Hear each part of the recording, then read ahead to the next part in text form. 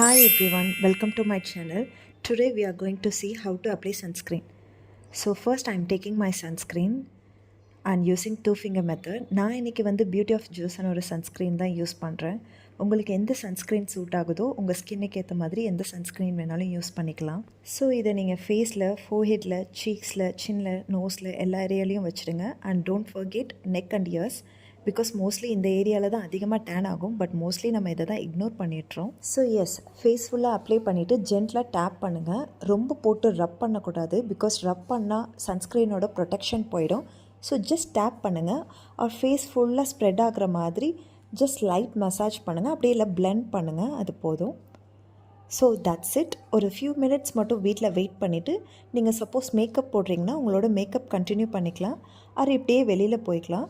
But remember, reapply every 2 to 3 hours if you are in outdoors. இந்த video உங்களுக்கு ஹெல்ப்ஃபுல்லாக இருந்தால் don't forget to follow. Bye. Take care.